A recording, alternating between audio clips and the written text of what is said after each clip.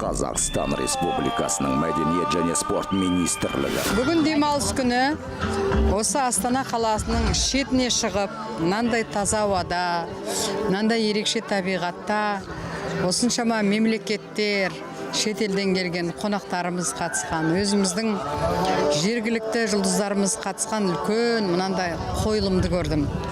Оның ішінде садақ атуы бар, ат жарысы бар, әртүрлі жаңағы ойындар бар. Ер азаматтардың күшін, қайратын көрсететін, жалпы көшпенділердің өмірін көбірек көрсететін ерекше әсер алдым. Осындай демалыс күні міне бүкіл мына кішкентай балалармен келіп жүр міне. Астаналықтар үйінде отырғанша міне осындай таза табиғат аясында мына біздің өзіміздің тарихи дәстүрімізді көріп, шетелдің келген жаңағы атқа мінген үлкен батырлары келіп өзінің өнерлерін, білек күшін көрсетіп жатыр.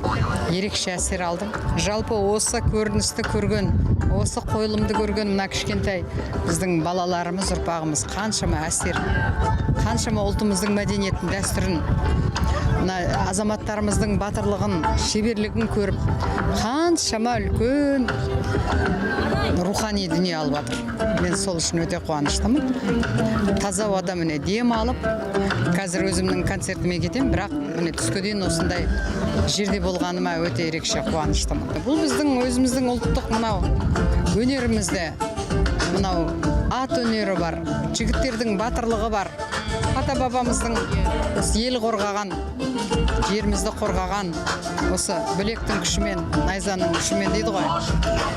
Соны көрсететін бұл ерекше қойылымдар ғой. Бұны көру керек, балаларымыз әсіресе көру керек.